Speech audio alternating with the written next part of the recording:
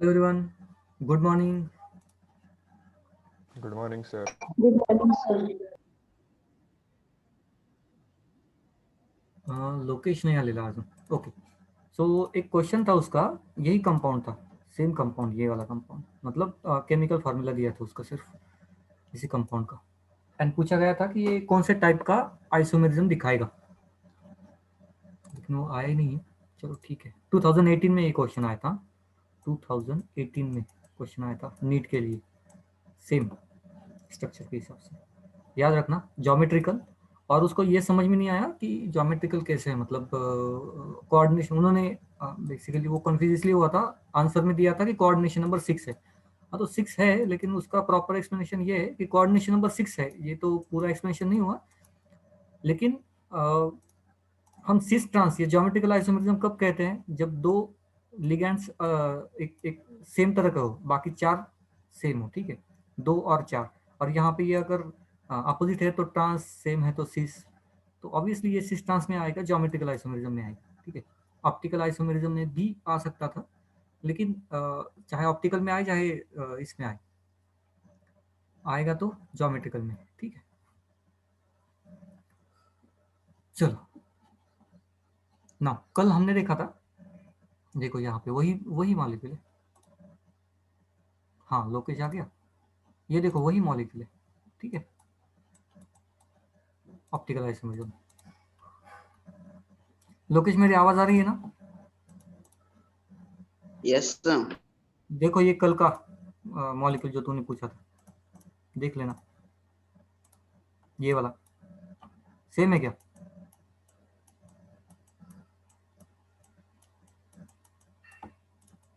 मेरे पास अभी मोबाइल नहीं है तो मैं देख नहीं सकता, लेकिन मुझे याद है यही मॉलिक्यूल है.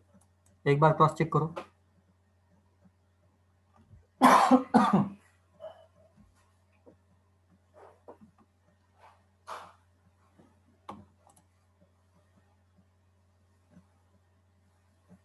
बताओ मुझे, फास्ट बताओ क्रॉस चेक करके. हाँ सर, यही यही है ना? चलो मिल गया आंसर. ज्योमेट्रिकल क्यों है?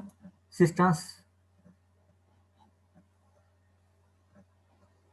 सर। इसका कोऑर्डिनेशन नंबर क्या है? 6.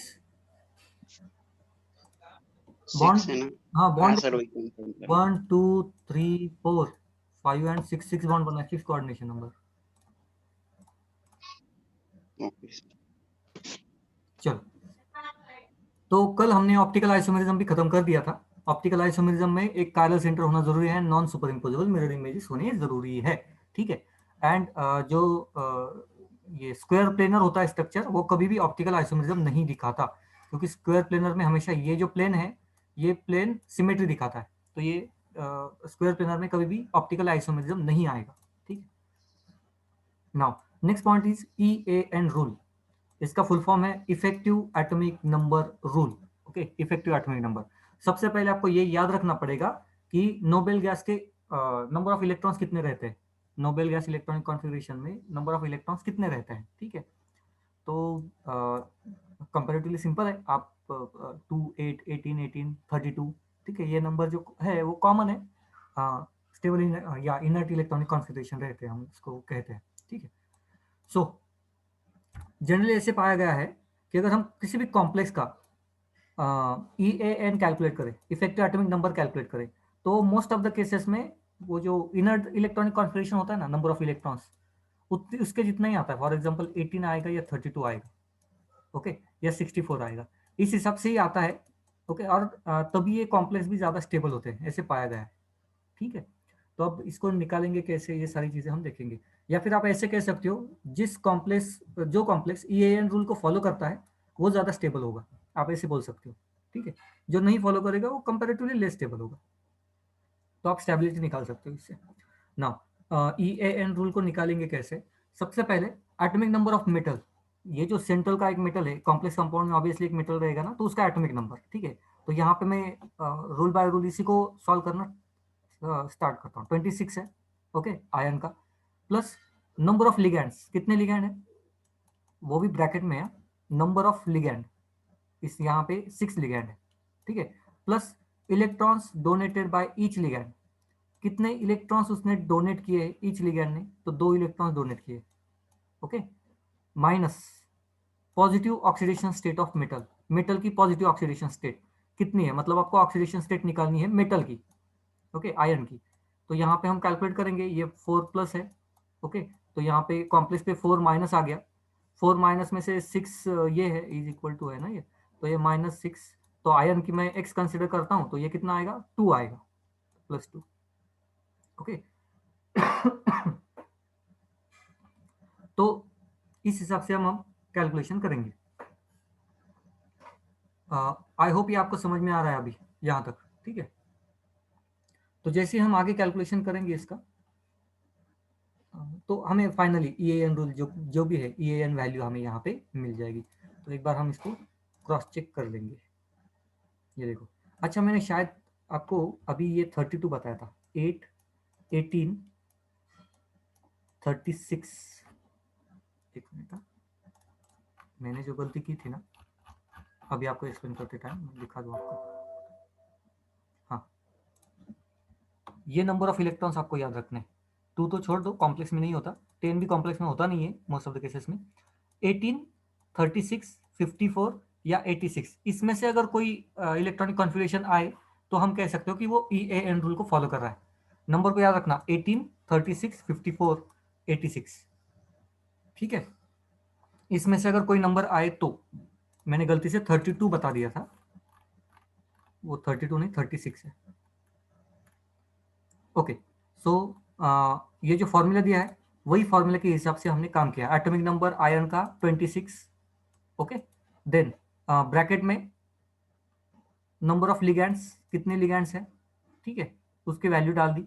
सो नंबर ऑफ लिगैंड्स है 6, then electrons donated by each ligand, तो हर एक लिगैंड ने कितने इलेक्ट्रॉन्स डोनेट किए, तो हमें मालूम है ये जो बॉन्ड रहता है वो कोऑर्डिनेट बॉन्ड है, मतलब 2 इलेक्ट्रॉन देता है, ठीक है, तो इसलिए मल्टीप्लाइड बाय 2 हमने किया था। तो मैं इसको फिर से वही लिखता हूँ, 26 प्लस ब्रैकेट में number of ligand 6 into 2 electrons bracket close minus positive oxidation state, only positive, हाँ, तो ये 2 थी, तो पॉजिटिव ऑक्सीडेशन स्टेट यहाँ पे पॉजिटिव होते हुए भी इस पे माइनस है, तो ये निगेटिव में आएगी, और इसको सॉल्व करेंगे तो हमें 36 नंबर आ जाएगा, +10, 36, ओके। तो ये है EAN रूल। इसका ये मतलब है, अगर यहाँ पे ये जो कॉम्प्लेक्स है, स्पेसिफिकली ये पोटेशियम को भी छोड़ दो, पोटेशियम को भी हम कंसिडर नहीं करते, यही जो कॉम्प्लेक्स है ना, इसमें नंबर ऑफ इलेक्ट्रॉन्स है 36, जो कि नोबेल गैस इलेक्ट्रॉनिक कॉन्फ़िगरेशन से मैच करता है, तो ये कॉम्प्लेक्स स्टेबल होने के चांसेस ज़्यादा या स्टेबल होगा, ओके। इसका ये मतलब निकलता है, राइट। कोई डाउट है किसी को, किसी को कोई डाउट?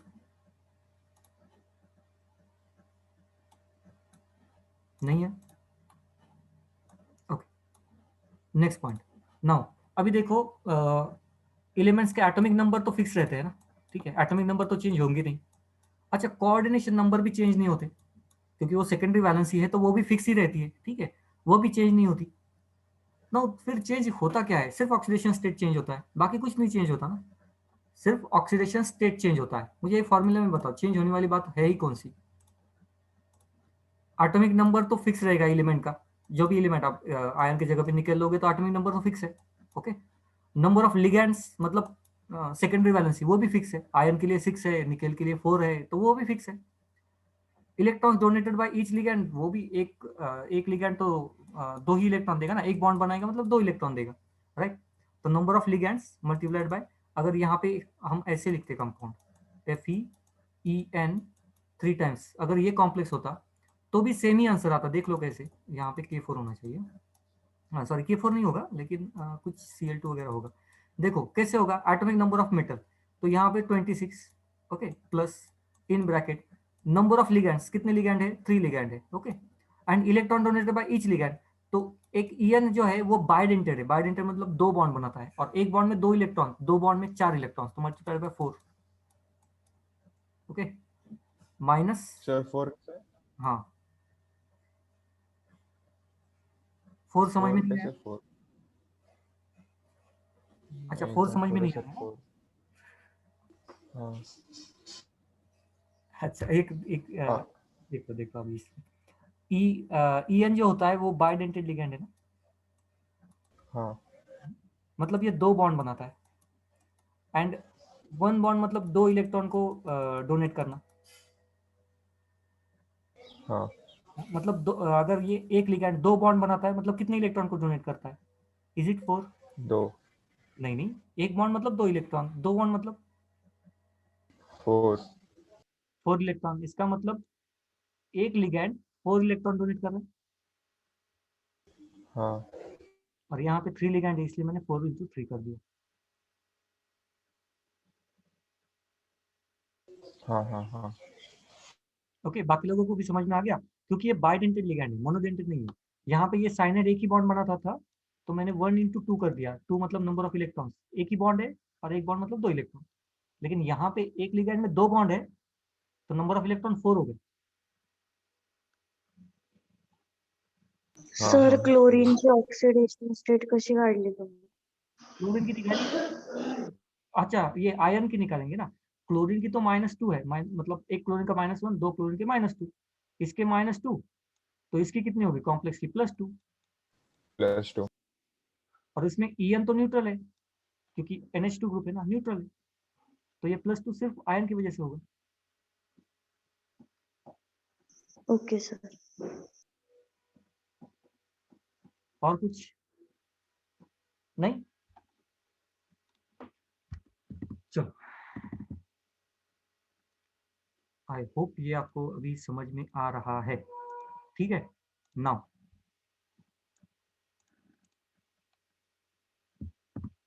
आपको जो कॉम्प्लेक्स अभी सामने दिखाई दे रहा है ना, पूरी लिस्ट दिखाई दे रही है, राइट?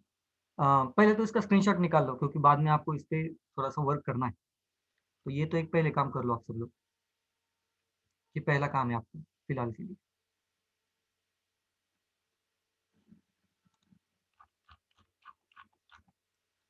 ये तो आपका पहला काम है फिलहाल के लिए।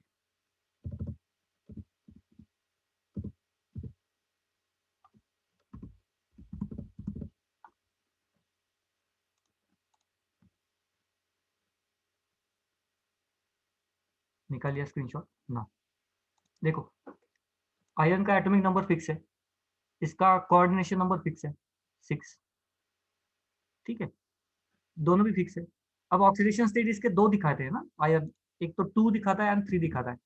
ओके, अब इसमें से ज्यादा स्टेबल कौन सा है? 2 ज्यादा स्टेबल है या 3 ज्यादा स्टेबल है? EAN हमें रूल बताएगा, आराम से बताता है EAN रूल, ठीक है। क्रॉस चेक करके देख लो आपके सामने, अगर ये 2 EAN मतलब ऑक्सीडेशन स्टेट 2 है, तो आपके सामने कैलकुलेशन है, इसका EAN ये वैल्यू आती है, वो आती है 36, मतलब स्टेबल। Is it right? अभी हमने कैलकुलेशन भी किया था। ओके, 36 आती है। अगर ये गलती से +3 में चला गया, 3 में, तो ये वैल्यू 35 आएगी, मतलब +3 में आयरन स्टेबल रहेगा? तो नहीं। ये कैलकुलेशन समझ में आ गया? पहला वाला बेसिकली जो हमने किया था वही है, अलग फॉर्मेट में उन्होंने लिखा है यहाँ पे, बस फॉर्मूला बाकी है नहीं कुछ। इसको ब्रैकेट में डालना चाहिए उन्होंने, इतना ही है, बाकी कुछ भी नहीं है इसमें, चेंजेस है ही नहीं कुछ। दूसरा निकेल देख लो चाहे तो, ये सॉरी कोबाल्ट देख लो, atomic number 27। Okay, common oxidation state +3, तो यहाँ पे पहली बात तो ये 27 माइनस ऑक्सीडेशन स्टेट +3, मतलब ये लास्ट का जो पॉइंट था वो। अब ब्रैकेट में इसका कोऑर्डिनेशन नंबर 6 होता है, ठीक है, कोऑर्डिनेशन नंबर 6 होता है, और यहाँ पे value 2। Okay, 2 in the sense एक बॉन्ड 2 इलेक्ट्रॉन देता है ना, हमने मोनोडेंटल लिया है, सारे मोनोडेंटल लिए हैं, ठीक है। तो इसको हम सॉल्ट आउट करते हैं तो ये आराम से 36 आता है, देखो। तो cobalt oxidation state +3 and coordination number 6, बहुत आराम से आता है। ये मैंने जो स्टैंडर्ड वैल्यूज है एक ही इसमें लाने का ट्राई किया, सारे एलिमेंट्स का। निकेल 0 ऑक्सीडेशन स्टेट में ज्यादा स्टेबल है, 0 ऑक्सीडेशन स्टेट में निकेल ज्यादा स्टेबल है, एलिमेंट देखो। ओके, Cu देखो, फर्स्ट ऑक्सीडेशन स्टेट में ज्यादा स्टेबल है। आयरन 3 ऑक्सीडेशन स्टेट में प्रॉब्लम आ रही है, ओके, प्रॉब्लम आ रही है। राइट। तो मैं ये सिर्फ आपको बताना चाहता था कि ऑक्सीडेशन स्टेट के हिसाब से यहाँ पे आपको चीजों को वेरीफाई करना है, oxidation state as well as EAN rule के हिसाब से। अब यहाँ पे किसी को कोई डाउट है क्या? सर अभी जैसे हमको पता है कि आयन का 36 स्टेबल है, दूसरे से अगर कोई कंपाउंड है जैसे Ag50 है, तो सर वो हमें कैसे पता रहेगा कि वो स्टेबल है कि अनस्टेबल है? ये जो 50 नंबर आता है ना, 54, 86, अगर ये इस वैल्यू के बीच में आता है, इस वैल्यू के बीच में आता है तो स्टेबल है। 36, 54 या 86 आता है तो स्टेबल है, अदरवाइज स्टेबल नहीं है। मतलब नियरेस्ट उनके नोबल गैस वाले। नियरेस्ट भी नहीं, एग्जैक्टली चाहिए। ठीक है सर। ओके, 36, 54, 86 याद रखना। ठीक है। 86 then तो मैं यहाँ पे लेके आता हूँ, ये स्टेबल नहीं है, ये स्टेबल है, इसको मैं स्टेबल नहीं कहूँगा, ये स्टेबल है। ओके, इवन आयन को देखो 36 था, नहीं लिया, स्टेबल नहीं है, ये भी स्टेबल नहीं है, 50, ठीक, 54 चाहिए, नहीं तो 36 चाहिए। सो ऐसे हम EAN रूल को अप्लाई कर सकते हैं।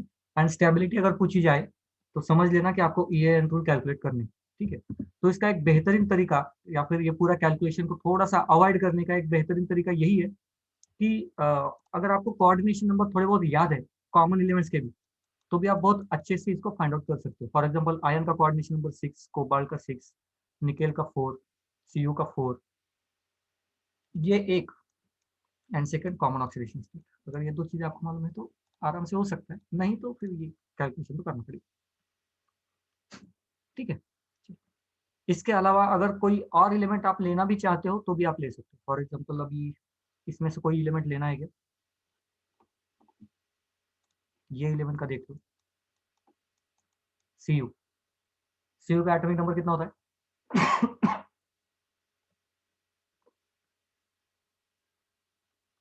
26। 29. 29, ओके। एंड अब वही फॉर्मूला यूज करेंगे। पहला तो था कि नंबर ऑफ ये, देन ऑक्सीडेशन स्टेट इसकी कितनी है, तो +2 है, तो ये -2। ठीक है, तो ये -2 आ जाएगा। एंड यहाँ पे +4 है, और उन्होंने कोऑर्डिनेशन नंबर 4 है इसका, ठीक है, और मोनोडेंटेड है, मतलब 2 इलेक्ट्रॉन दिए, एक बॉन्ड 2 इलेक्ट्रॉन, मतलब एक लिगैंड ने 2 इलेक्ट्रॉन दिए। तो इसको अगर हम सॉल्ट आउट करें तो ये कितना आएगा, देखो 4 दूनी 8, 7 7, 35 आएगा, राइट, 35 आएगा। स्टेबल है? नहीं है। Cu +2 ऑक्सीडेशन स्टेट में, Cu +2 ऑक्सीडेशन स्टेट में स्टेबल नहीं है, +1 में स्टेबल है। देखो हमारा आया था 35, स्टेबल नहीं है। समझ में आया कैसे करना है, कैसे नहीं करना है? हाँ सर। तो ये तो अपना हो गया कैलकुलेशन का काम। आगे बढ़ते थोड़ा सा,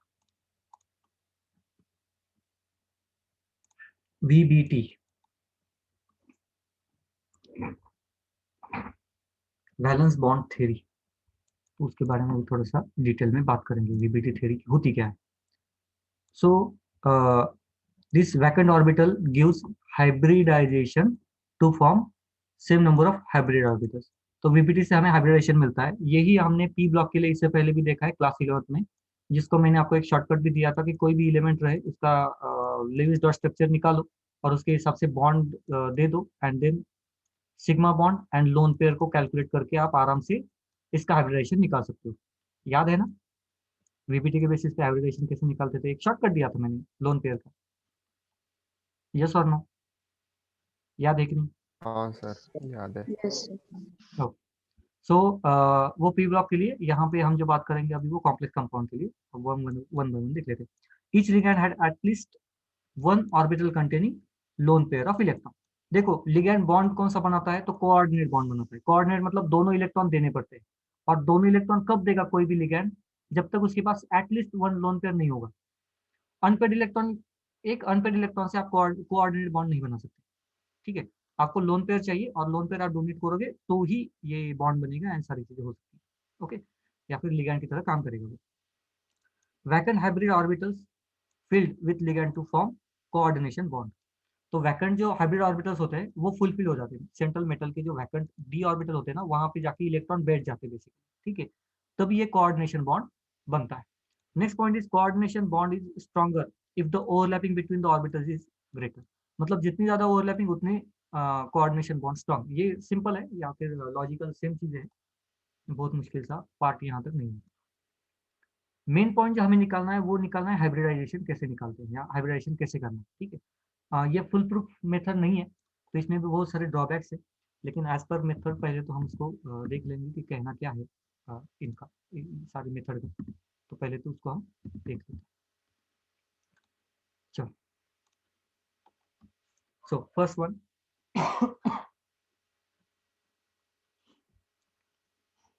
ये हमारा सपोज एक एलिमेंट है, ठीक है, कोबाल्ट। तो चलो ठीक है, हाँ इसी को ले लेंगे, कोबाल्ट ही है। And plus two oxidation state, मतलब यहाँ पे पहले 2 इलेक्ट्रॉन है एंड यहाँ पे भी 1 इलेक्ट्रॉन है, ठीक है। एंड एक बार नंबर तो देखो, तो सेम है ना।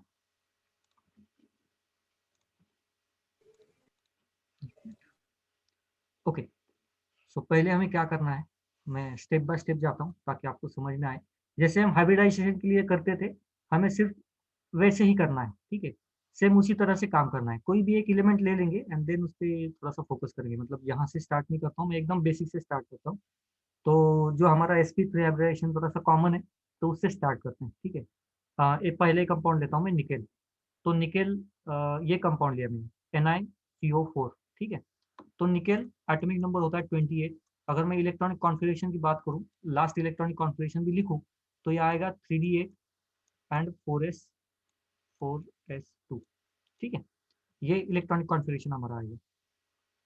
नाउ नेक्स्ट पॉइंट इज, अगर इसको मैं लिस्ट करने का ट्राई करूं या फिर लिखने का ऐसे ट्राई करूं, 1 2 3 4 एंड 5 एंड 4s साइड में, 1 2 3 4 5, यहाँ पे तो 2 है, 6 7 8, ओके। ऑक्सीडेशन स्टेट 0 है क्योंकि CO ये न्यूट्रल लिगैंड है, ओके। तो ऑक्सीडेशन स्टेट 0 है। नाउ होता क्या है, देखो यहाँ पे अनपेड इलेक्ट्रॉन कितने हैं, 2 अनपेड इलेक्ट्रॉन, ये आपको दिखाई दे रहे हैं, 2 अनपेड इलेक्ट्रॉन, ओके। जब भी ये हाइब्रिडेशन में जाएगा, अब ये 3d ऑर्बिटल है एंड ये 4s ऑर्बिटल है, उसके बाद obviously 4p 4d orbitals empty होंगे, ओके। ऐसे ऑर्बिटल्स इसके बाद भी एम्प्टी होंगे।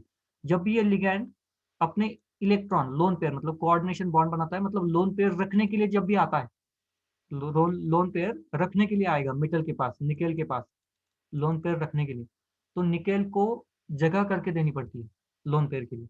कैसे करके देगा, इस केस में ये 2 electrons will jump in this orbital, ठीक है, यहाँ पे जंप करेंगे। सो नेक्स्ट जो रीअरेंजमेंट होगी वो इस हिसाब से होगी। तो यहाँ पे अगर मैं इलेक्ट्रॉन्स को लिखूं, तो 1 2 3 4 5 6 7 8 9 10, देखो तो 8 + 2 मतलब 10 इलेक्ट्रॉन हो गए, 4s के यहाँ पे चले गए। नेक्स्ट 4s एम्प्टी हो गया, 4p एम्प्टी है, ठीक है। ये CO4 है, मतलब 4 लोन पेयर रखने के लिए आएंगे, तो रखेंगे कहाँ पे, तो ये 4p में, सॉरी 4s में, ये s है एंड 4p, मतलब यहाँ पे 1 और यहाँ पे 3, हाइब्रिडेशन बिकम्स sp3। पॉइंट समझा कैसे कैलकुलेट किया वो, और 1 2 मॉलिक्यूल्स में लूंगा, नो इशू, लेकिन क्या यहाँ पे अगर किसी पर्टिकुलर पॉइंट पे अगर डाउट है तो पहले बता दो। किसी पर्टिकुलर पॉइंट पे अगर किसी को कोई डाउट है तो पहले बता दो।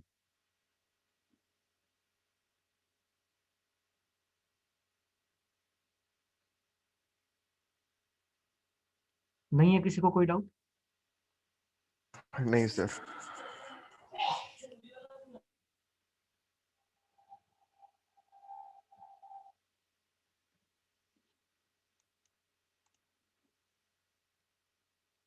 ठीक है, आयन का देख लेते हैं। एटॉमिक नंबर 26, तो मैं डायरेक्टली ऐसे ही आयन के लिए लिख सकता हूँ 3d6 4s2। ऑक्सीडेशन स्टेट निकाली मैंने, +2 ऑक्सीडेशन स्टेट, मतलब यहाँ से 2 इलेक्ट्रॉन चले गए। एक ये हो गया 3d6 4s0। ठीक है, अगेन आगे के सारे जीरो है। देन 4 इलेक्ट्रॉन्स क्लोरीन के लोन पेयर आएंगे, 4 लोन पेयर आएंगे। ठीक है, वो अब डी का अगर इलेक्ट्रॉन कॉन्फ़िगरेशन देखोगे आप तो कैसे होगा, इस हिसाब से 1 2 3 4 एंड 5। तो यहाँ पे 1 2 3 4 5 एंड 6। ठीक है, एंड देन 4s तो जीरो है, मतलब वहाँ पे इलेक्ट्रॉन नहीं है। तो ये जो 4 क्लोरीन आएंगे, ये 4s एंड 4p में अपने इलेक्ट्रॉन्स रखेंगे। Hybridisation should be sp3, hybridisation sp3। ठीक है, नेक्स्ट पॉइंट, यहाँ पे ये हो गया। दूसरा हम रैंडमली ले लेंगे, वही निकेल का लेता हूँ, जानबूझ के निकेल का लेता हूँ, क्योंकि यहाँ पे निकेल sp3 था, अब यहाँ पे निकेल अलग है, तो सिर्फ उसी को देख लेंगे। निकेल एटॉमिक नंबर कितना है, तो आंसर देते जाओ। अब मुझसे एक्सपेक्टेशन कम रखो, आप आंसर दो। 28. 28। so electronic configuration should be 3d8 4s2, right. चलो नेक्स्ट, निकेल का ऑक्सीडेशन नंबर कितना है इस कॉम्प्लेक्स में?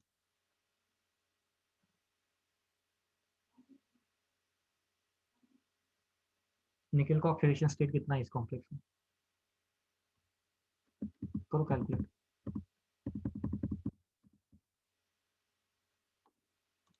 ऑक्सीडेशन स्टेट ऑफ निकेल,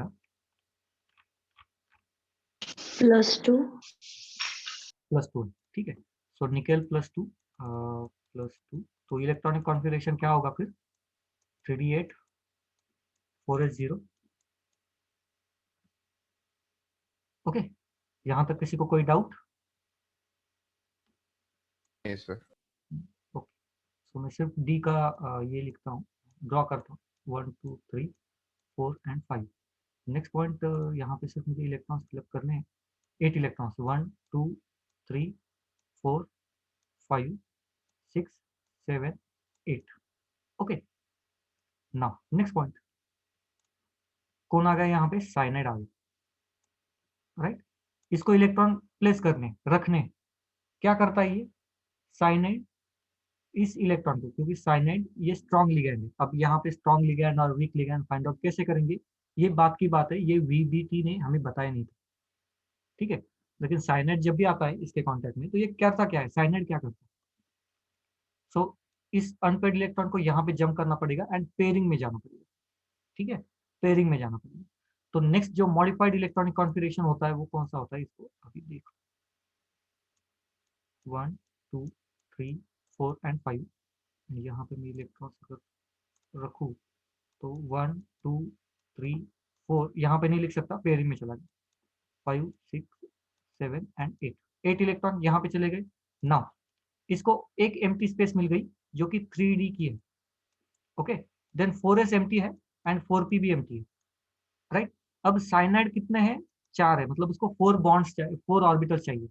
तो एक ऑर्बिटल मिला 3d का, प्लस एक ऑर्बिटल मिला 4s का, प्लस और 2 चाहिए ना, तो 2 ऑर्बिटल्स मिले, 2 ऑर्बिटल्स ऑफ, ब्रैकेट में लिखता हूँ 4p के। ठीक है, तो hybridisation becomes dsp and 2। Clear?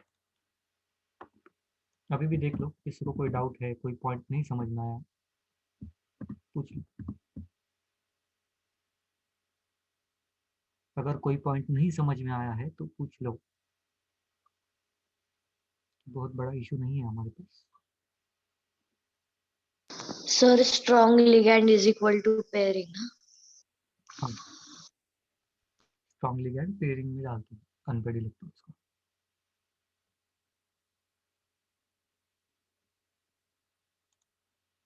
Okay, तो किसी को कोई डाउट नहीं है फिर? उस हिसाब से आप किसी भी एलिमेंट का आप निकाल सकते हो। ठीक है,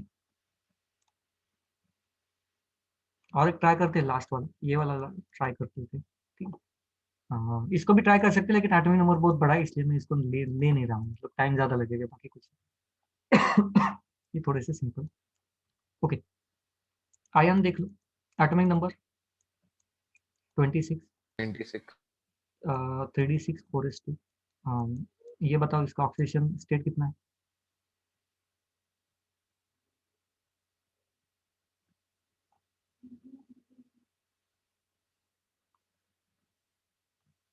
न्यूट्रल। न्यूट्रल, तो ऑक्सीडेशन स्टेट यही रहेगा, ठीक है। कार्बन मोनोऑक्साइड स्ट्रॉन्ग फील्ड है, मतलब इलेक्ट्रॉन को पेयरिंग में जाना पड़ेगा। अब पेयरिंग में जाने के लिए उसके पास वैकेंसी है कि नहीं, या कितनी है, क्या है, उसको फाइंड आउट करने के लिए अब देखो 1 2 3 4 5 एंड 6, और यहाँ पे 4s2, ठीक है। तो यहाँ पे इसको हम पेयरिंग में डाल सकते हैं। यहाँ पे ये खाली हो गया, इसको ऐसे नहीं लिखता हूँ, इसको थोड़ा सा अलग तरीके से लिखता हूँ। इलेक्ट्रॉन कहीं से भी कहीं जंप कर सकते हो। ये यहाँ पे पेयरिंग के लिए जाएगा, ये यहाँ पे पेयरिंग के लिए जाएगा, ठीक है। तो ये दोनों जगह खाली हो गई, और ये s ऑर्बिटल इन दोनों में से यहाँ पे चला जाएगा, राइट। तो बाद में d ऑर्बिटल का इलेक्ट्रॉन कॉन्फ़िगरेशन लाइक दिस, 1 2 3 4 5, 1 2 3 4 5 6 7 8, देखो 6 + 2 8 था ना, 8 कर लिया। एक लास्ट का ये ऑर्बिटल बाकी है, मतलब d का, देन s एंड p के दो, d s p। अच्छा यहाँ पे 5 है, 5 है टोटल, तो यहाँ पे 4 नहीं 5 चाहिए। 3 लगेंगे। हाँ, p के 3 लगेंगे। सिंपल है, ठीक। तो यहाँ तक तो कोई प्रॉब्लम नहीं होगी। नहीं सर। ओके, मॉलिक्यूलर शेप भी आप देख सकते हो, हाइब्रिडेशन के हिसाब से तो हम आप कैलकुलेट ही कर सकते हो ना, वो कोई बड़ी बात नहीं है। sp मतलब लीनियर रहता है इस हिसाब से। ओके, ट्राइगोनल प्लेनर, मतलब ये इस हिसाब से रहता है, ये ट्राइगोनल प्लेनर एक ही प्लेन पे। ओके, sp3 टेट्राहाइड्रल, ये भी आपको मालूम है इस हिसाब से, tetrahedral. Okay, next dsp2 square planar, ये वाला square planar. Okay, dsp3 trigonal bipyramidal, मतलब ये ऐसे ट्राइगोनल बाइपिरामिडल। ओके, तो ये भी शेप्स आपको मालूम है। नई बात इसमें यहाँ पे भी नहीं है, सिर्फ नया इतना ही था कि आपके इलेक्ट्रॉन्स कैसे बढ़ रहे हैं उसमें, ठीक है ना। अगर आपने ऑब्जर्व किया होगा दो चीजों को, एक मैं अब हाईलाइट करता हूँ, ठीक है। हमने इस कंपाउंड को लिया था, FeCl4 को लिया था। ओके, यहाँ पे मैंने आयन के इलेक्ट्रॉन्स को पेयरिंग में नहीं डाला, आयन के इलेक्ट्रॉन्स को पेयरिंग में नहीं डाला, अगर आपको याद है। ओके, Cl में आयन के इलेक्ट्रॉन को पेयरिंग में नहीं डाला, एज इट इज रखा था मैंने उसको। हाइब्रिडाइजेशन कौन सा है, sp3 है। अगर किसको समझ में नहीं आता तो देख लो, 3d6 एंड 4s2, 4s2। अब यहाँ पे +2 तो ये 0 हो गया, Fe2 + 0, ठीक है। और यहाँ पे क्लोरीन है ना, हाइब्रिडाइजेशन sp3, तो यहाँ पे तो इलेक्ट्रॉन नहीं आ रहे, s के बाद जा रहे इलेक्ट्रॉन। यहाँ पे हमने इलेक्ट्रॉन्स की पेयरिंग नहीं की, या दूसरे लैंग्वेज में क्लोरीन के इलेक्ट्रॉन्स d ऑर्बिटल में नहीं आए, क्लोरीन के इलेक्ट्रॉन्स या लिगैंड के इलेक्ट्रॉन्स इनर d ऑर्बिटल में नहीं आए, ठीक है, वो बाहर ही रहे। लेकिन बाकी मॉलिक्यूल्स में ये इनर ऑर्बिटल में आ गए थे, यहाँ पे आए थे, यहाँ पे इनर ऑर्बिटल में आ गए थे। ओके, तो इस हिसाब से हम कॉम्प्लेक्स को दो कैटेगरी में डिवाइड करते हैं, inner orbital complex and outer orbital complex. अगर आपके लिगैंड के लोन पेयर्स अगर डी ऑर्बिटल में आ रहे हैं, 3d ऑर्बिटल में, तो उसको हम कहेंगे इनर ऑर्बिटल कॉम्प्लेक्स। ओके, और अगर आपके लिगैंड के लोन पेयर्स इनर ऑर्बिटल नहीं आ रहे और सिर्फ आउटर ऑर्बिटल में ही रह रहे, तो उसको हम कहेंगे आउटर ऑर्बिटल कॉम्प्लेक्स, ठीक है। क्या यहाँ तक समझ में आ गया सबको, यस और नो? हाँ सर। सर हमने अभी तक आउटर डी ऑर्बिटल का एग्जांपल नहीं देखा ना, अभी तक इनर ऑर्बिटल का ही किया है ना, मतलब जितने भी अभी कंपाउंड्स देखे हैं। आउटर का देखा ना हमने, ये देखा ना, एपी का ये वाला दिखा है ना, ये वाला दिखा ना, सेकेंड वाला एग्जाम्पल,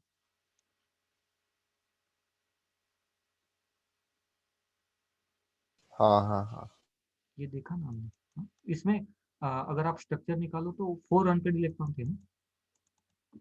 हाँ और किसी को कोई डाउट है क्या? पूछ लो चाहे, मतलब जो भी डाउट है पहले पूछ लो। Inner orbital and outer orbital complex को फाइंड आउट कैसे करेंगे, तो ये मैंने आपको बता दिया लिगैंड के इलेक्ट्रॉन्स के बेसिस पे ये कहाँ पे जा रहे हैं। अच्छा, आप सिर्फ देख के तो नहीं बता सकते, आपको कैलकुलेशन तो करना पड़ेगा, ये पूरा लिखना पड़ेगा, तभी आपको पता चलेगा कि कहाँ पे वर्क कर रहा है, कहाँ पे नहीं, मतलब इनर कौन सा आउटर कौन सा। ठीक है, चलो यहाँ तक कोई डाउट नहीं। नाउ आपने और एक चीज ऑब्जर्व की होगी, जब भी लिगैंड के इलेक्ट्रॉन्स आउटर में आते हैं, सॉरी इनर ऑर्बिटल में आते हैं, तो उससे पहले हमें अनपेड इलेक्ट्रॉन को पेयरिंग में डालना पड़ता है, मतलब बाहर के इलेक्ट्रॉन भी बहुत बार हमें अंदर डालने पड़ते हैं, राइट। और यहाँ पे भी जो अनपेड अनपेड इलेक्ट्रॉन होते हैं ना, ये अनपेड इलेक्ट्रॉन, इनको भी हमने पेयरिंग में डाल दिया था, याद है, राइट। जब भी स्ट्रॉन्ग लिगैंड आता है या फिर ऐसे लिगैंड जो इनर ऑर्बिटल में जाना चाहते हैं, ऐसे लिगैंड के लिए हमने ऐसे इलेक्ट्रॉन्स को पेयरिंग में डाल दिया था, राइट। तो पेयरिंग में डालना मतलब लो स्पिन करना, लो स्पिन। अगर इलेक्ट्रॉन्स पेयरिंग में है, ज्यादा से ज्यादा पेयरिंग में, तो उसको हम कहते हैं लो स्पिन लिगैंड। अगर वो अनपेयर्ड है तो उसको हम कहेंगे हाई स्पिन लिगैंड।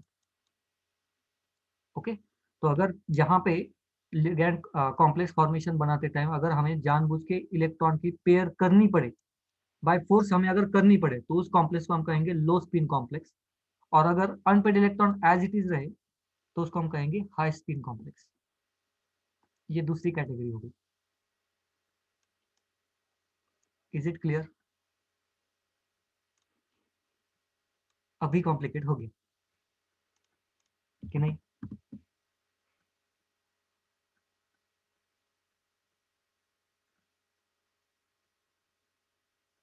अभी कॉम्प्लिकेट हो गया हो, यस और नो?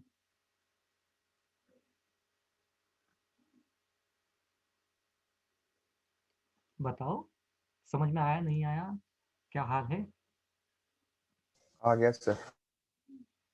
बाकी लोगों को? ये कृष्णा क्यों नहीं आता? ये गलत बात सर सो के नहीं उठता वो। है। 9 बजे? हाँ सर।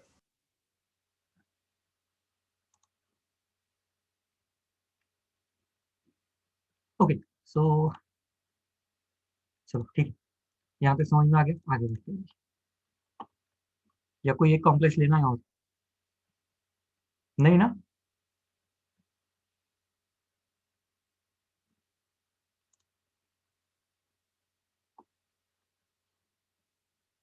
एंड चलो ठीक है, बहुत टाइम कंज्यूमिंग है, ज़्यादा उसमें कुछ है नहीं। Next point is drawbacks. तो ये विपिट थ्योरी के ड्रॉबैक्स कौन कौन से?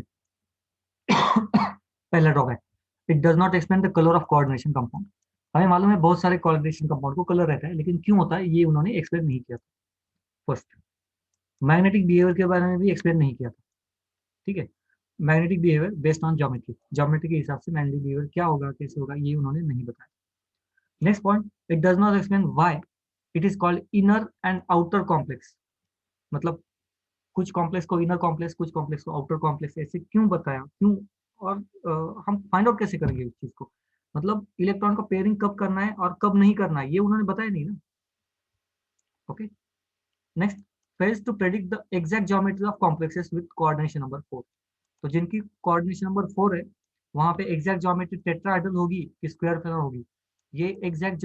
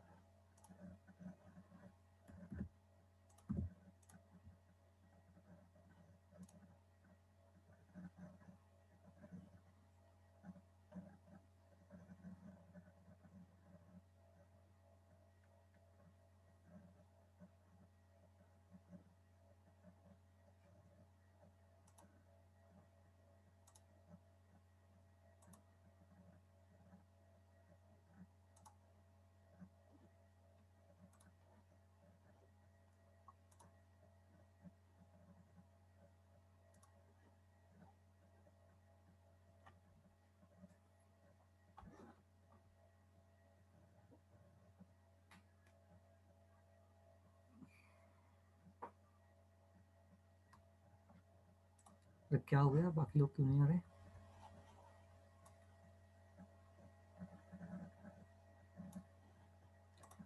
चलो कंटिन्यू करते हैं। सो ड्रॉबैक्स इनर आउटर कॉम्प्लेक्स जो होते हैं उन्होंने एक्सप्लेन नहीं किया था एग्जैक्टली, ठीक है, कहाँ पे इनर और कहाँ पे आउटर कॉम्प्लेक्स ले लें। एंड ज्योमेट्री नहीं बताई थी, स्पेशली 4 कोऑर्डिनेशन नंबर के लिए। तो 2 रहते हैं ना, tetrahedral and square planar. Hybridisation के हिसाब से तो निकाल सकते हैं, लेकिन एग्जैक्टली कैसे आएगा तो ये उन्होंने एक्सप्लेन नहीं किया था। फॉर एग्जाम्पल इन्होंने एक एग्जाम्पल भी यहाँ पे लिस्ट किया है, लेकिन एक इतना ही समझ लो ड्रॉबैक है बस, शेप्स उन्होंने एग्जैक्टली नहीं एक्सप्लेन किए थे, ठीक है। एग्जाम्पल वगैरह याद रखने की जरूरत नहीं, या एक्सेप्शन जो है याद रखने की जरूरत नहीं है उतना। तो ये तो हो गया ड्रॉबैक्स के बारे में। और कुछ ड्रॉबैक्स है। Does not distinguish between weak field and strong field ligands. Ligands अभी हमने देखा ना, कुछ लिगेंड्स होते हैं वो लोन ये अनपेयर्ड इलेक्ट्रॉन को पेयरिंग में डाल देते हैं। अगर वो एज अ लिगेंड काम करेंगे तो इलेक्ट्रॉन को पेयरिंग में जाना पड़ेगा, ठीक है।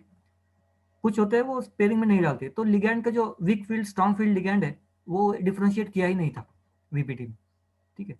तो कुछ बता ही नहीं सकते थे, मतलब इलेक्ट्रॉन अनपेयर रहेगा कि पेयरिंग में रहेगा, बताना मुश्किल था।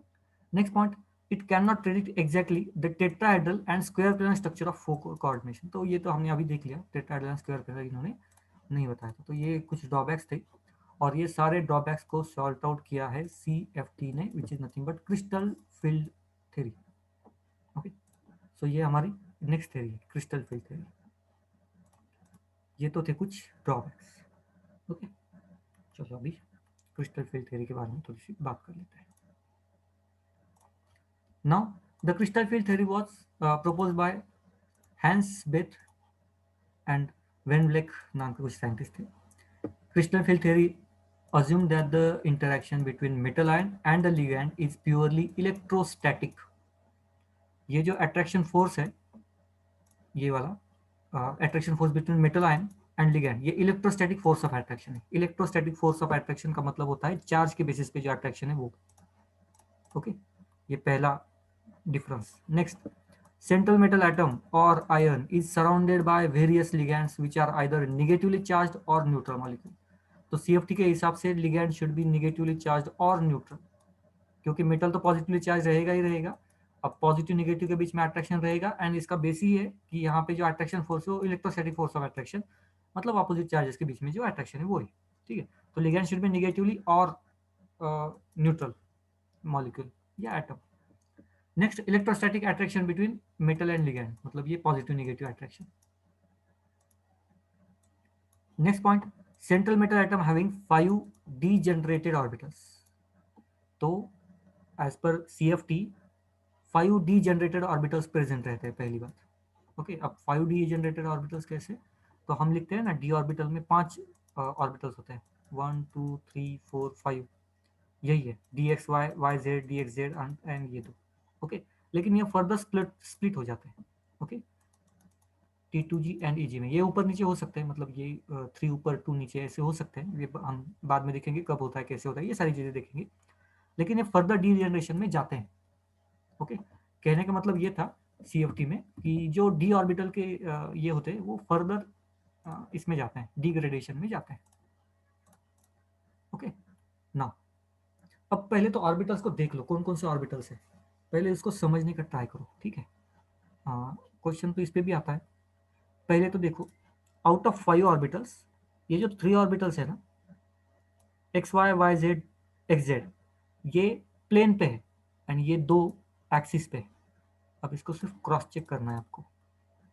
यहाँ पे देखो 1 2 एंड 3, इसको फोकस करो, इन 3 को, 1 2 एंड 3, ये तीनों प्लेन पे है, किसी एक्सिस को उन्होंने टच नहीं किया है। मतलब ये जो है ना, ये एक्सिस पे नहीं है, ये प्लेन पे है, राइट। XY YZ, राइट, तीनों के लिए, ठीक है, एक्सिस पे। नाउ नेक्स्ट पॉइंट, ये जो 2 है वो एक्सिस पे है। आप यहाँ पे देख सकते हो Y एक्सिस पे है ये लोग, और ये भी लोग X एक्सिस पे है। नेक्स्ट यहाँ पे अगर बात करें तो ये पूरा सिर्फ Z एक्सिस पे है, ये Z एक्सिस पे एंड ये Z एक्सिस के अराउंड है। तो ये पूरा Z स्क्वायर मतलब Z एक्सिस पे है। तो फर्दर जो डिग्रेडेशन होगा, ये DXZ YZ एंड XY, ये एक ग्रुप में, एंड ये दो दूसरे ग्रुप में, क्योंकि ये एक्सिस पे है, बाकी के सारे प्लेन पे। डिफरेंस पॉइंट आउट हुआ सबको प्लेन एंड एक्सिस पे। अब ये 3 डायमेंशनल ज्योमेट्री है, ठीक है। हम मैक्सिमम डी तक ही इमेजिन कर सकते हैं, एफ तो और कॉम्प्लिकेटेड होता है, तो उसमें तो हम बात ही नहीं कर सकते फिलहाल की। तो सिर्फ डी के लिए प्लेन एंड 2 एक्सिस पे। तो फर्दर डिग्रेडेशन होगा तो ये प्लेन वाले एक साइड में जाएंगे, एक्सिस वाले अलग साइड में जाएंगे। नेक्स्ट पॉइंट,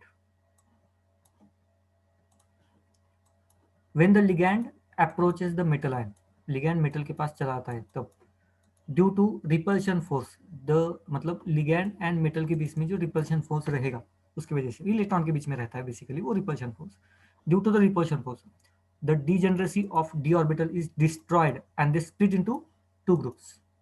तो ये जो एक ही था ना पहले, वो ब्रेक होकर 2 ग्रुप्स में डिवाइड हो जाएगा ऑफ डिफरेंट एनर्जी लेवल। उसको हमने कहा था T2G एंड EG, ये दो नाम दिए थे, T2G एंड EG।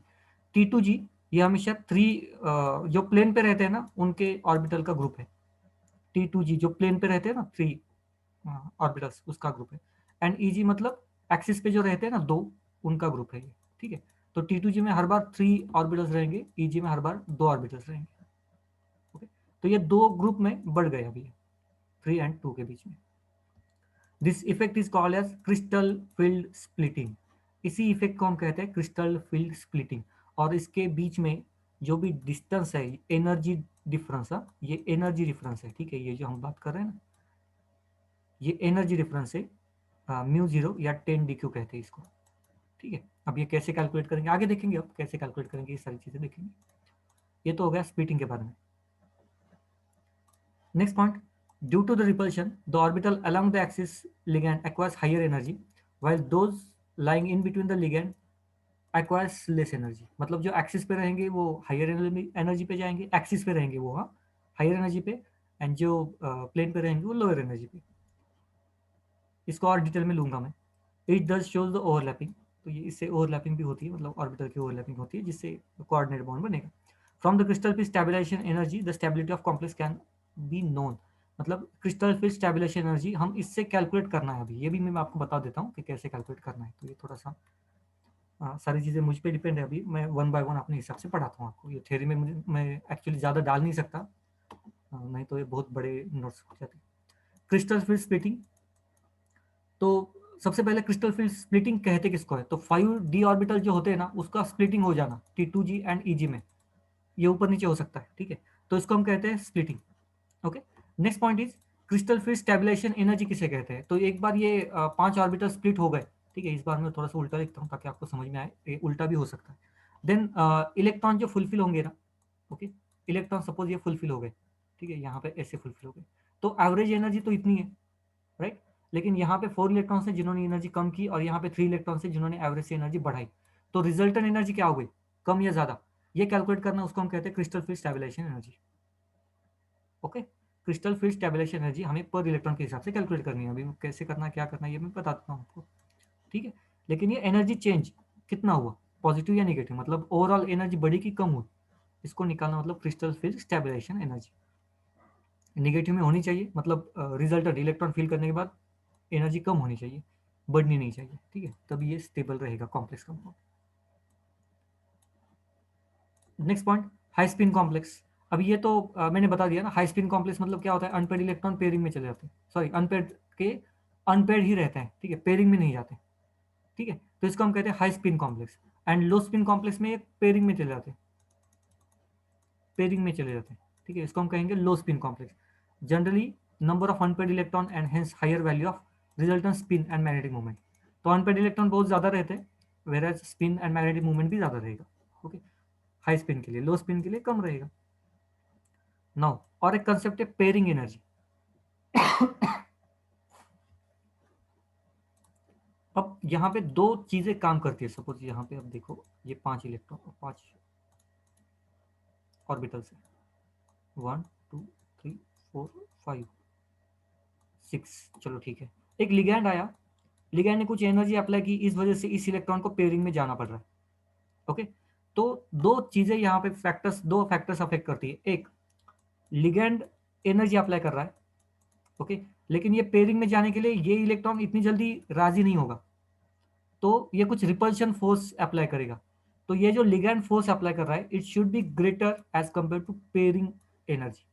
पेयरिंग मतलब इलेक्ट्रॉन की पेयरिंग होने के लिए रिपल्शन होता है, लेकिन जानबूझ के अगर उसके फोर्स को ओवरकम करके अगर इलेक्ट्रॉन को पेयरिंग करना है तो ये फोर्स ज्यादा होना चाहिए। ठीक है, ये जो अपोजिंग फोर्स है पेयरिंग एनर्जी का फोर्स, जिसको ओवरकम करना है, उसको हम कहते हैं पेयरिंग एनर्जी। मतलब इलेक्ट्रॉन पेयर होने के लिए जो एनर्जी देनी पड़ती है उसको हम कहते हैं पेयरिंग एनर्जी। ठीक है, दो मैग्नेट्स है, देखो बचपन में आपने किया होगा, दो मैग्नेट्स है, ठीक है, साउथ नॉर्थ, और यहाँ पे साउथ नॉर्थ, एक दूसरे के पास ये नजदीक चले जाते हैं, ठीक है, अट्रैक्ट हो जाते हैं। लेकिन बहुत बार आपने यही किया होगा कि इसको नॉर्थ एंड इसको साउथ बाय फोर्स यहाँ पे कनेक्ट करने का ट्राई किया होगा। ओके, तो आपको एक्सटर्नल एनर्जी अप्लाई करनी पड़ी, क्योंकि ये तो ये होने नहीं चाहते, आसपास आने नहीं चाहते, रिपल्शन है। उसी हिसाब से इलेक्ट्रॉन इलेक्ट्रॉन एक ऑर्बिटल में रिपल्शन है, आसपास आने नहीं चाहते, लेकिन एक्सटर्नल फोर्स इतना स्ट्रांग होना चाहिए जो कि लिगैंड अप्लाई करेगा, इतना स्ट्रांग होना चाहिए कि इसको पेयरिंग में जाना चाहिए। ठीक है, तो लिगैंड पे डिपेंड करता है कि ये पेयरिंग में जाएगा कि नहीं जाएगा। ओके, ये फोर्स तो यहाँ पे प्रेजेंट होगा ही होगा, इलेक्ट्रॉन इलेक्ट्रॉन रिपल्शन, जिसको हम पेयरिंग एनर्जी कहते हैं। सेम एज मैग्नेट की तरह आप कंसिडर कर सकते हो। ठीक है, मैग्नेट अटैक नहीं होते, लेकिन बाय फोर्स आपने किया ही होगा, 100% किया, सब ने करते, सब करते हैं। तो ये पॉइंट है पेयरिंग एनर्जी। ना ये तो अभी बात की बात है, पहले मुझे ये बताओ कि ये समझ में आया कि नहीं इतना यहाँ तक। तो अभी मैं तो अब CFT के वन बाय वन एक एक चीज़ों में जाऊंगा, एक एक CFT के एक एक परत खोलूंगा आपके लिए, लेकिन इससे पहले यहाँ तक सारी चीज़ें क्लियर है। हाँ सर।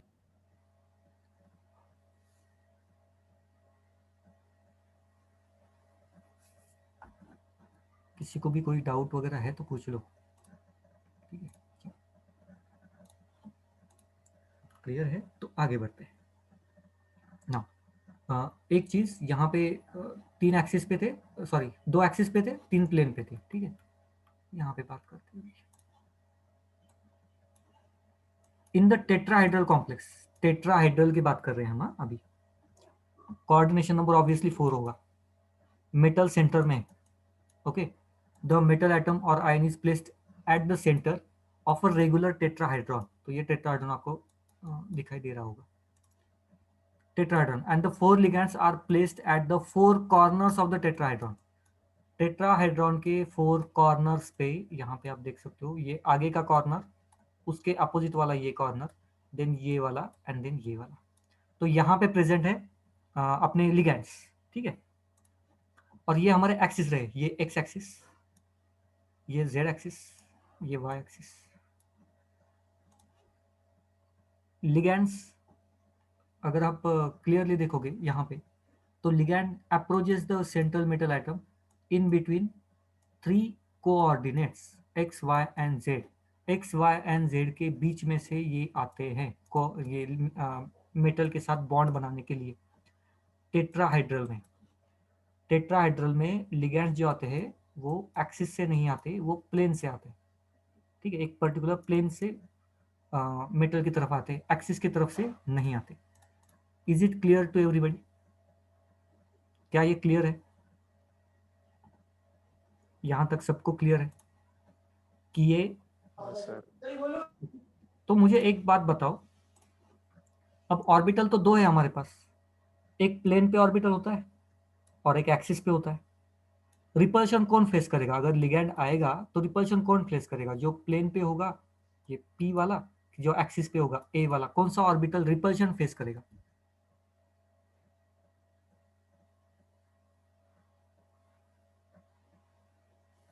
प्लेन। पी। प्लेन वाला रिपल्शन फेस करेगा, और रिपल्शन फेस करेगा मतलब हाईएस्ट एनर्जी होगी। तो आप यहाँ पे देख सकते हो टेट्राहाइड्रल में, टेट्राहाइड्रल क्रिस्टल फील्ड में या टेट्राहाइड्रल स्ट्रक्चर में T2G जो कि प्लेन के ग्रुप है वो हाईएस्ट एनर्जी को अचीव होते हैं, वेयर एज एक्सिस के जो ऑर्बिटल्स है वो लोअर एनर्जी में रहते हैं। सिंपल है, विथ रीजन समझ में आ गया। इस पे क्वेश्चन आया था। ओके, तो टेट्राहाइड्रल में लिगैंड्स कहाँ से ये करते हैं, मतलब अप्रोच करते हैं, प्लेन, एक्सिस या बोथ, कांट से, ऐसे कुछ ऑप्शंस थे, मुझे ऑप्शंस याद नहीं, लेकिन इस पे क्वेश्चन आया था। ठीक है, नाउ पहले, अब हाइब्रिडेशन में जाने से पहले ये हमारा डी ऑर्बिटल, देन हाइब्रिडेशन में जाने के बाद डी ऑर्बिटल की एनर्जी बढ़ती है, देन स्प्लिटिंग। ओके, अब ये स्प्लिटिंग के बाद ये हमारी एवरेज एनर्जी है, जो पहले थी ना, ये हमारी एवरेज एनर्जी। ठीक है, अब कुछ ऑर्बिटल्स की एनर्जी कम होगी, कुछ ऑर्बिटल्स की बढ़ेगी, क्योंकि ये प्लेन से आते हैं तो प्लेन की एनर्जी बढ़ेगी, एक्सिस की एनर्जी कम होगी। ये सारी चीज़ें तो अभी तक आपको समझ में आ गई होगी। नाउ कितने अमाउंट से ये घटती है या कितने अमाउंट से बढ़ती है, तो सिंपली अब कैलकुलेशन का पार्ट है, अब थोड़ा सा दिमाग यहाँ पे ज़्यादा लगाना पड़ेगा आपको। ये वैल्यू 10 DQ है, याद है सबको?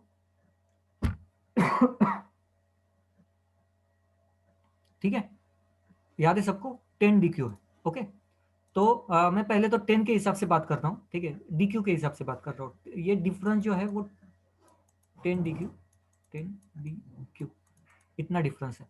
नाउ जब भी ये T2G की तरफ इलेक्ट्रॉन फिलअप होगा, इसको अच्छे से समझ लेना, T2G की तरफ इलेक्ट्रॉन फिलअप होगा तो जो ये एनर्जी बढ़ती है या घटती है, मतलब अभी तो ऊपर है तो ये बढ़ेगी electron energy, it increases by 0.5, 0.4। ठीक है, और जब भी ये ईजी की तरफ जाएगा तो यहाँ पे फिलहाल के लिए एनर्जी घटेगी। ठीक है, बाद में अगर उल्टा होगा तो एनर्जी बढ़ेगी, जो भी है। तो मैं इस डायग्राम के हिसाब से बात कर रहा हूँ, तो यहाँ पे एनर्जी बढ़ेगी। अगर एक इलेक्ट्रॉन यहाँ पे जाता है तो 0.4 से एनर्जी बढ़ेगी, और यहाँ पे एक इलेक्ट्रॉन आता है तो 0.6 से इलेक्ट्रॉन की एनर्जी घटेगी। Okay, is it clear to everybody कि यहाँ पे ईजी के लिए 0.6 वैल्यू याद रखना, T2G के लिए 0.4 वैल्यू याद रखना, प्लस माइनस ये डिपेंड करता है कौन नीचे है कौन ऊपर है। ओके, मैं बहुत धीरे धीरे जा रहा हूँ, ये मुझे बताओ पहले, ये यहाँ तक क्लियर हो गया कि नहीं हुआ?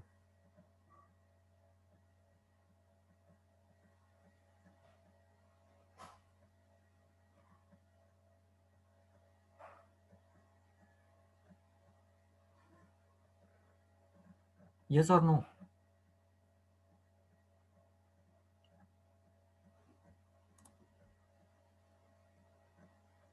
जानबूझ के मैं धीरे धीरे जा रहा हूँ। अच्छा, हेवी हो रहा है तो फिर बाद में ले लेंगे, उसमें कोई इश्यू नहीं है। ओके, सो एक इलेक्ट्रॉन यहाँ पे प्लस, मतलब -0.6, दूसरा इलेक्ट्रॉन गया -0.6। ठीक है, 6, यहाँ पे टोटल 2 ऑर्बिटल है, मतलब 4 इलेक्ट्रॉन जा सकते हैं, तो साई चौक 24 -2.4, इतनी एनर्जी कम हो सकती है। वेरएज यहाँ पे अगर सारे इलेक्ट्रॉन्स फिल हो गए, 3 ऑर्बिटल से 6 इलेक्ट्रॉन, साई चौक 24 +2.4, अगर यहाँ पे 6 इलेक्ट्रॉन्स फुलफिल हो गए और यहाँ पे भी 4 इलेक्ट्रॉन्स, क्योंकि कैपेसिटी है अपनी अपनी, अगर वो फुलफिल हो गए तो एवरेज एनर्जी उतनी रहेगी जितनी पहले थी, क्योंकि T2G एनर्जी बढ़ाएगा 2.4 से, वेयर एज ये वाला एनर्जी घटाएगा 2.4 से, तो एवरेज एनर्जी उतनी रहेगी। क्लियर? आई होप आपको ये समझ में आ रहा है।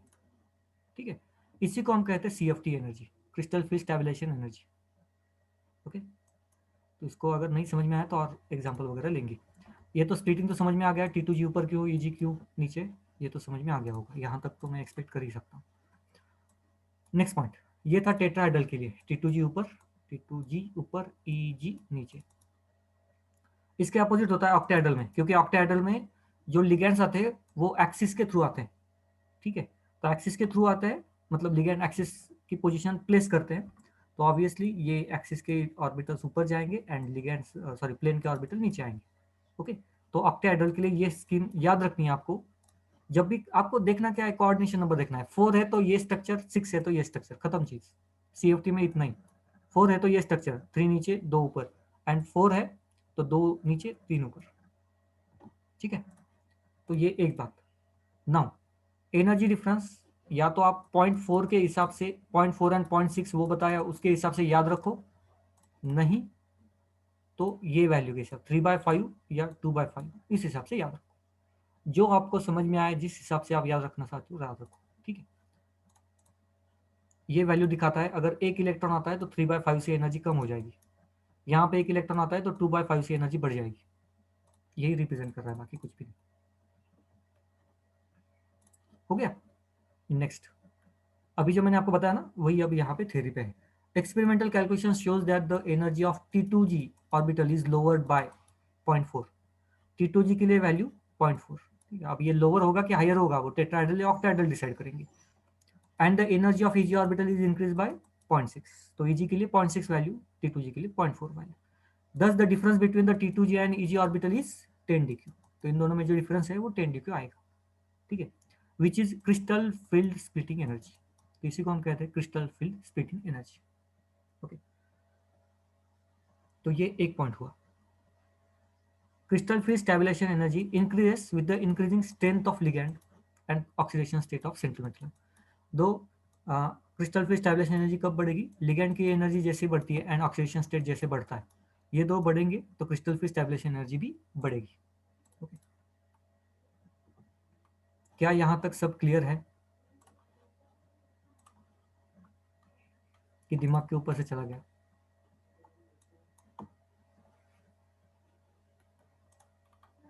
देखो, इसमें ज़्यादा न्यूमेरिकल्स नहीं है, या मैंने क्वेश्चंस यहाँ पे नहीं डाले। मेरा प्लान एकदम सिंपल है कि मैं एमसीक्यू लेना चाहता हूँ, और एमसीक्यू में मतलब ये जो चीज़ें हैं ना, प्रैक्टिकली मैं आपको क्वेश्चंस में सॉल्व करना चाहता हूँ, ठीक है, या दिखाना चाहता हूँ। तो यहाँ पे मैंने एक एग्जाम्पल तो आपको दिखा दिया, मतलब ये ब्रॉडली बता दिया आपको। एग्जाम्पल तो हम इसमें लेंगे, न्यूमेरिकल में, ठीक है। चलो ना, और एक प्रॉब्लम था वीबीटी का कि हमें मालूम नहीं पड़ता था कि कहाँ पे पेयरिंग करनी है और कहाँ पे नहीं करनी पेयरिंग को। ठीक है, इलेक्ट्रॉन पेयरिंग कहाँ से करनी है और कहाँ से नहीं करनी, ये हमें समझ में नहीं आता था। तो उसके लिए सॉल्यूशन क्या है? उसके लिए सॉल्यूशन है स्पेक्ट्रोकेमिकल सीरीज। ठीक है, spectrochemical series. The arrangement of various ligands in the decreasing order of their field strength and the splitting power of d orbital of the metal ion। तो यहाँ पे लिगैंड के अरेंजमेंट की पहली बात तो लिगैंड को अरेंज किया है। ओके, तो ये तो कंपैरेटिवली थोड़ा सा सिंपल है, on the basis of their strength, field strength के हिसाब से। ठीक है, या फिर पावर, जो स्प्लिटिंग पावर है ना डी ऑर्बिटल को जो स्प्लिट करते हैं उसकी पावर के हिसाब से यहाँ पे रीअरेंज किया गया है स्पेक्ट्रोकेमिकल सीरीज में लिगैंड्स को। First, second, strong field ligands have higher splitting power. ठीक है, स्ट्रॉन्ग फील्ड मतलब लिगैंड मतलब ज्यादा एनर्जी उनके पास रहेगी, तो इलेक्ट्रॉन्स को पेयरिंग में जाना पड़ेगा। ठीक है, नेक्स्ट, वीक फील्ड के लिए सेम वीक स्प्लिटिंग पावर रहेगी and so on. The field strength of ligand does not depend upon the geometry of the complex. तो लिगैंड की एनर्जी ज्योमेट्री पे डिपेंड नहीं रहती। ठीक है, और सेंट्रल मेटल एटम के भी उस पर डिपेंड नहीं रहती। तो लिगैंड की एनर्जी एक अलग चीज है जो इन दोनों पे भी डिपेंड नहीं है।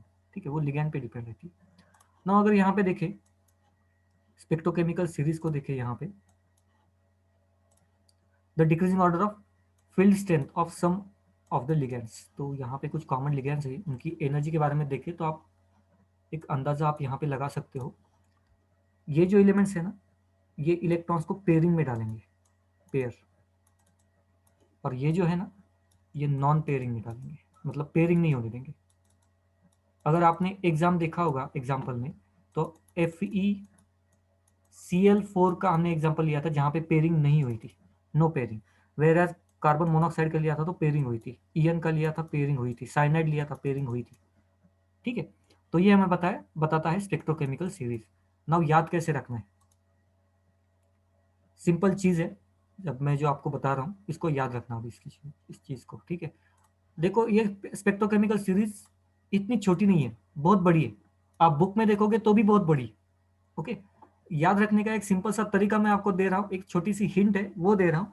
अगर कोई एलिमेंट कार्बन से बॉन्ड बना रहा है या नाइट्रोजन जैसे इलेक्ट्रोनेगेटिव स्पेसिस से बॉन्ड बना रहा है, ठीक है, बॉन्ड फॉर्मिंग लिगैंड अगर कार्बन से बॉन्ड बना रहा है या नाइट्रोजन से बॉन्ड बना रहा है, तो वो लो स्पिन लिगैंड बनाएगा, मतलब वो स्ट्रॉन्ग लिगैंड होगा। लो स्पिन मतलब पेयरिंग करना पड़ेगा आपको, इलेक्ट्रॉन्स की पेयरिंग करनी पड़ेगी, पेयरिंग। ठीक है, वेयर एज हैलोजेंस, जिसको हम एक्स कहते हैं, हैलोजेंस एंड सल्फर्स के कंपाउंड्स, वो पेयरिंग में नहीं जाने देते। तो इतना छोटा सा पॉइंट याद रखना। आपको स्पेक्ट्रोकेमिकल सारी सीरीज याद रखने की जरूरत नहीं है। अगर आप करना चाहते हो तो आप कर लो, कोई इश्यू नहीं। लेकिन एक इतनी सी हिंट याद रखना कि अगर कार्बन के थ्रू लिगैंड कोई बॉन्ड बना रहा है, कार्बन या नाइट्रोजन के थ्रू स्पेसिफिकली, तो चीज़ों को याद रखना कि ये पेयरिंग में जाएंगे, इलेक्ट्रॉन्स को पेयरिंग में डाल देंगे वो, ठीक है।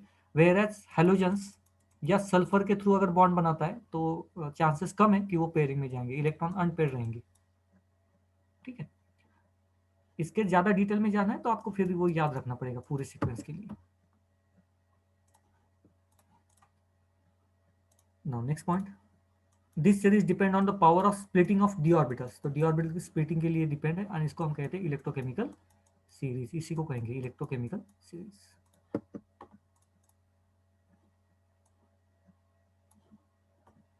Now next point is thermodynamic equilibrium constant. अब लिगैंड के लिए भी थर्मोडायनेमिक इक्विलिब्रियम कांस्टेंट हमें लिखना है। होता क्या है, कोई भी कॉम्प्लेक्स स्टेबल है कि नहीं है उसको फाइंड आउट करेंगे कैसे, तो इस हिसाब से करते हैं। कोई अगर वो स्टेबल नहीं होगा तो रिएक्शन दिखाएगा ना कुछ रिएक्शन दिखाएगा, ठीक है। अगर स्टेबल है तो इक्विलिब्रियम में भी हो सकता है, तो ये हमें कैलकुलेट करनी है, ठीक है। तो thermodynamic equilibrium constant, stability depend on the interaction between metal and ligand. तो कॉम्प्लेक्स की स्टेबिलिटी तो इसी पे डिपेंड है, ठीक है, इंटरेक्शन कितना होता है, स्ट्रांग है कि नहीं है। If interaction is obviously strong, thermodynamically stable हो गया तो ये स्टेबल है, ठीक है। इंटरेक्शन की वजह से अगर थर्मोडायनेमिक स्टेबिलिटी अगर और ज्यादा स्ट्रांग होती है तो कॉम्प्लेक्स स्ट्रांग होगा। Reaction between metal ion and ligand is based on Lewis and base structure. तो जो भी मेटल एंड लिगैंड के बीच में जो भी रिएक्शन या बॉन्ड होता है, जो वो बॉन्ड बनता है, वो बॉन्ड बनता है on the basis of Lewis acid and base concept. यहाँ पे इलेक्ट्रॉन, ये इलेक्ट्रॉन देते हैं, ये इलेक्ट्रॉन लेते हैं, ये इलेक्ट्रॉन एक्सेप्टर को हम कहते हैं Lewis acid, and electron donor को हम कहते हैं लेविस बेस। तो यहाँ पे जो भी कोऑर्डिनेट बॉन्ड बनता है उसका बेस जो है वो लेविस एसिड बेस कंसेप्ट है, ठीक है। लेविस एसिड बेस कंसेप्ट है यहाँ पे, ठीक है। नाउ नेक्स्ट पॉइंट, ये हो गया the greater the value of stability constant, मतलब के की वैल्यू जो इक्विलिब्रियम कांस्टेंट की हम निकालते हैं, सेम इसके लिए भी निकालनी है। More stable is the complex, के की वैल्यू ज्यादा, कॉम्प्लेक्स की वैल्यू ज्यादा। अब निकालेंगे कैसे, ये सारी चीजें देखेंगे। सिंपल है, ज्यादा कुछ भी नहीं। कॉम्प्लेक्स बनता कैसे है, एक मेटल होगा, कुछ लिगैंड्स होंगे, ठीक है। इन दोनों का रिएक्शन होके हमें ये कॉम्प्लेक्स मिल रहा है। सपोज फॉरवर्ड रिएक्शन के वैल्यू मतलब इक्विलिब्रियम कांस्टेंट, फॉरवर्ड रिएक्शन के लिए इक्विलिब्रियम कांस्टेंट के, रिवर्स के लिए के डैश।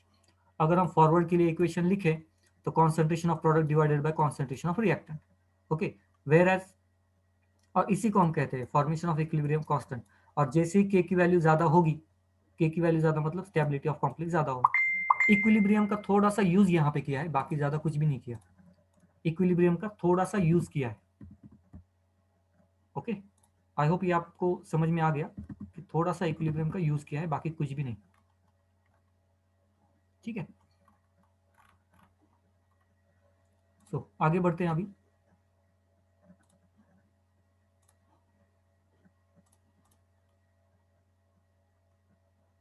हाँ, के हिसाब से देखो, एक मिनट, हाँ, स्टेबिलिटी के हिसाब से देखो, जहाँ पे स्टेबिलिटी ज्यादा, देखो यहाँ पे स्टेबिलिटी ज्यादा, तो ये कॉम्प्लेक्स ज्यादा स्टेबल, ओके। अब इसको एक्सप्लेनेशन के तौर पे देखो, CN is more stable than ammonia complex. तो यहाँ पे सीएन एंड अमोनिया के बीच में कहीं तो कंपैरिजन होगा, ये देखो Cu2 + मेटल तो सेम है, यहाँ पे अमोनिया, यहाँ पे साइनाइड है। अमोनिया की स्टेबिलिटी, अमोनिया के साथ कॉम्प्लेक्स बनाने की स्टेबिलिटी कम है, स्टेबिलिटी कांस्टेंट, यहाँ पे स्टेबिलिटी कांस्टेंट ज्यादा है, मतलब साइनाइड का कॉम्प्लेक्स ज्यादा स्टेबल है। वेर आप इसको भी कंपेयर कर सकते हो, ठीक है, यहाँ पे भी सेम रहेगा। तो साइनाइड जब भी कॉम्प्लेक्स बनाता है ये ज्यादा स्टेबल कॉम्प्लेक्स बनाता है, ठीक है। Cyanide is more stable than ammonia complex. It conclude that cyano is stronger ligand than ammonia. इसका मतलब ये है कि साइनाइड मोर स्ट्रॉन्गर लिगैंड है एज कंपेयर टू अमोनिया। तो ये तो लिगैंड के हमने बारे में बात की। क्या हमारा रूल यहाँ पे फुलफिल होता है, तो हो, यस होता है, क्योंकि यहाँ पे कार्बन ने बॉन्ड बनाया है, ठीक है, साइनाइड बना, यहाँ पे साइनाइड है। तो साइनाइड ने मतलब कार्बन ने बॉन्ड बनाया तो स्ट्रॉन्ग फील्ड तो होगा ही होगा। Next point, then ammonia stability. हाँ, तो ये स्टेबिलिटी कौन सी चीज़ों पे डिपेंड होती है? तो दो चीज़ों पे, charge density of the central metal ion, central metal ion की चार्ज डेंसिटी मतलब mass upon sorry charge upon volume, कम वॉल्यूम ज़्यादा चार्ज होना चाहिए, and second nature of ligand, कौन से टाइप का लिगैंड है। ये दो फैक्टर है जिससे हमें स्टेबिलिटी की वैल्यू मिलती है। ठीक है, ये तो हो गए थ्योरेटिकल पार्ट, नहीं तो आपको निकालना है तो ये एक मैकेनिज्म है। आयनिक इक्विलिब्रियम का छोटा सा यहाँ पे यूज किया है, बाकी कुछ भी नहीं किया। ठीक है, नाउ यहाँ तक क्लियर है सबको कि कोई डाउट है? दर्शना एंड कौशल, क्लियर है कि कोई डाउट है यहाँ? क्लियर है सर।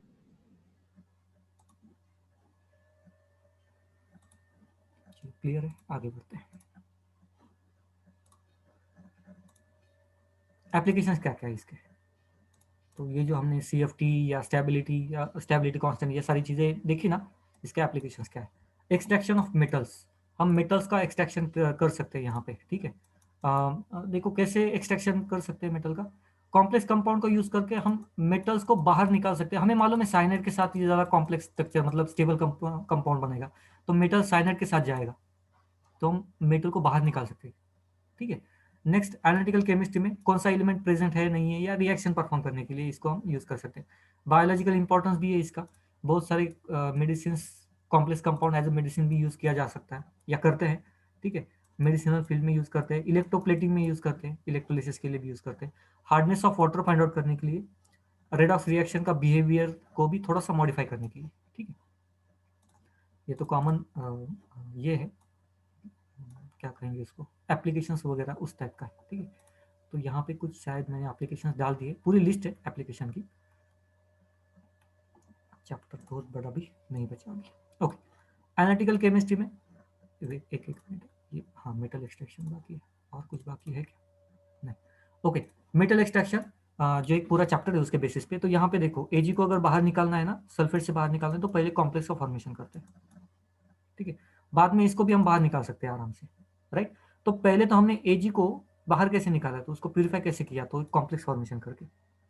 ठीक है, बाद में इसको रिप्लेस कर देंगे, इसी को प्यूरिफाई करना है ना, तो Zn के साथ रिएक्ट कर देंगे, Zn Ag को रिप्लेस कर देगा, Ag बाहर Zn अंदर, कॉम्प्लेक्स Zn के साथ बनेगा, Ag हमें प्योर फॉर्म में मिल गया। सिंपल, हमने यही कॉम्प्लेक्स का यूज करके हमने Ag को प्यूरिफाई कर दिया। ठीक है, नोबल गैस या silver, technique use for noble gas like Ag and Au। Noble metals like silver, gold are extracted from their ores by the formation of cyanide complex। तो ये सारी रिएक्शंस है। ठीक है, एक application. Second application analytical chemistry में qualitative and quantitative analysis में भी होता है, मतलब कौन कौन सी चीज़ें प्रेजेंट है और कितने क्वांटिटी में प्रेजेंट है उसको फाइंड आउट करने के लिए। In the qualitative method of analysis, the complex formation is an immense important in the identification and separation of most inorganic ions। तो inorganic ions को सेपरेट आउट करने के लिए यूज किया जाता है। ठीक है, since Cu is more stable then Cd, Cu ज़्यादा स्टेबल है, therefore on passing H2S only CdS is precipitated. तो ये बेसिकली कुछ रिएक्शंस है, एप्लीकेशन ही है, तो ज़्यादा उसमें कुछ ये करने की मतलब ज़्यादा दिमाग लगाने की ज़रूरत नहीं है। Biological importance, vitamin B12, haemoglobin, यहाँ पे कॉम्प्लेक्स कंपाउंड ही होते हैं, देख सकते हो।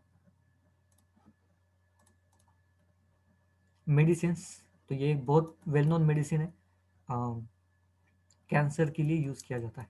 ठीक है, सिस्प्लेटिन कहते हैं उसको। ओके, नेक्स्ट EDTA के साथ भी इस हाँ एक मिनट, हाँ ये लीड का कॉम्प्लेक्स है, मैंने गलती से यहाँ पे एरो कर दिया था। ये कॉम्प्लेक्स है जो कैंसर पे वर्क करता है, फर्स्ट। एंड सेकेंड, अगर लीड पॉइजनिंग हो जाए, लीड पॉइजनिंग अगर बॉडी में लीड का सडन कॉन्सेंट्रेशन बढ़ जाए ज़्यादा, तो उसको बाहर निकालने के लिए EDTA का एज ए ट्रीटमेंट की तरह यूज़ करते हैं, क्योंकि EDTA स्ट्रॉन्ग लिगैंड है, वो लीड को ये कॉम्प्लेक्स फॉर्मेशन में डाल देता है।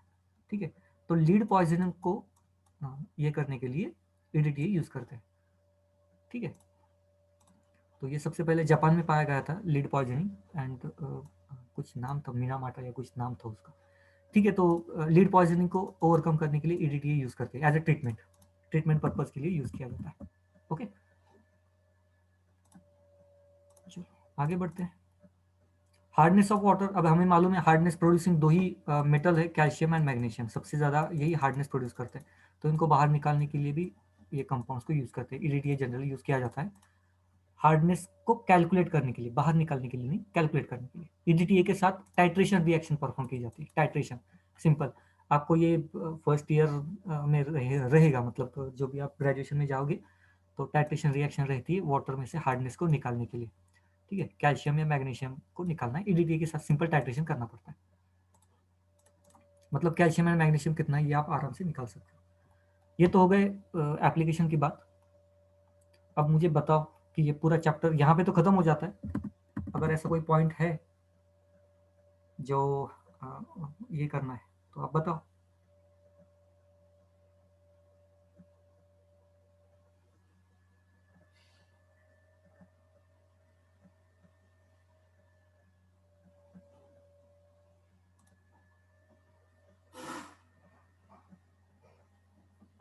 कोई डाउट है तो बताओ, अदरवाइज नहीं सर। नहीं है, किसी को कोई डाउट नहीं है। ओके ठीक है, फिर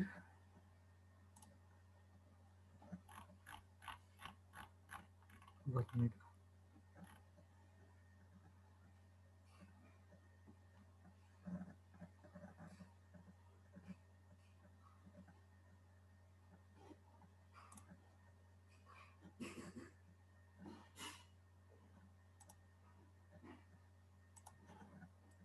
ओके सो फिर हम एक चीज़ करते हैं अभी। आज के लिए तो वाइंड अप कर लेते हैं, जानबूझ के मैं वाइंड अप कर रहा हूँ क्योंकि दो रीज़न है।